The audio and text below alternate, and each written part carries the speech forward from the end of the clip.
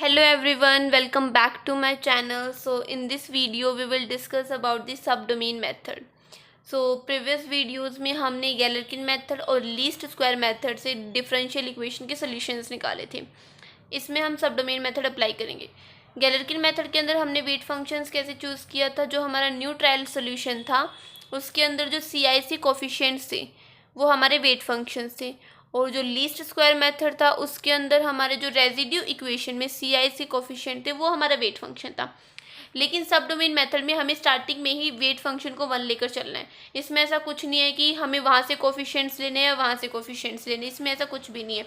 Wait function सब domain method में हम ऑलवेज 1 लेकर ही चलेंगे। इसमें क्या डिफरेंस है, जो हमारा इंटरवल गिवन है, जैसे कि इस क्वेश्चन में हमारा इंटरवल गिवन है कि x वेरी करेगा 0 to L के बीच में, तो हमारा इंटरवल हो गया 0 to L। हम अब इस इंटरवल को डिवाइड करेंगे टोटल नंबर ऑफ पार्ट्स में, जितने हमारे टोटल नंबर ऑफ कोफिशिएंट्स होंगे। Like we divide the domain into a number of non overlapping sub domains whose number is taken equal to number of unknown coefficients. Means जितने हमारे unknown coefficients होंगे उतने parts में हम interval को divide करेंगे। Unknown coefficients हमारे 2 थे यहाँ पे, तो हम 0 to L को 2 पार्ट्स में डिवाइड करेंगे। फर्स्ट पार्ट होगा हमारा 0 से L/2, सेकेंड पार्ट होगा हमारा L/2 से L।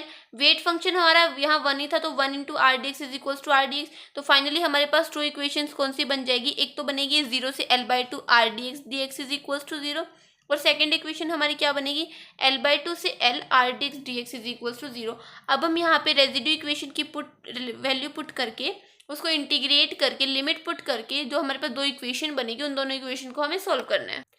अब हमने यहाँ पे रेजिड्यू इक्वेशन की वैल्यू पुट कर दी फर्स्ट इक्वेशन में, ये हमारी सेकंड इक्वेशन में, इसको इंटीग्रेट किया है और यहाँ पे इस सेकंड इक्वेशन को इंटीग्रेट किया।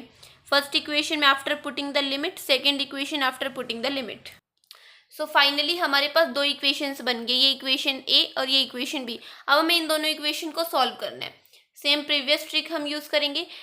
इस टर्म में और इस टर्म में L² और L² है, मीन्स इन दोनों टर्म्स में L की डिग्री बिल्कुल सेम है, तो रिमेनिंग टर्म हमारी 0 हो जाएगी, मीन्स C2 की वैल्यू हमारी 0 हो जाएगी। अब डायरेक्ट हम यहाँ पे C2 की वैल्यू 0 पुट करके C3 की वैल्यू निकाल सकते हैं। हम सेकंड इक्वेशन में भी चेक कर सकते हैं।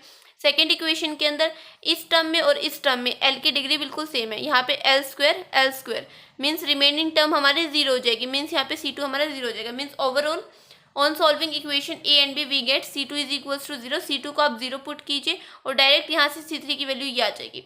अब C2 और C3 को आप न्यू ट्रायल सोल्यूशन में पुट करके गिवन गवर्निंग डिफरेंशियल इक्वेशन का सोल्यूशन निकाल सकते हैं। Least square method, subdomain method, Galerkin method, आप ऑब्जर्व करें कि तीनों से आंसर बिल्कुल सेम आ रहा है। So I hope you like this video. Thank you.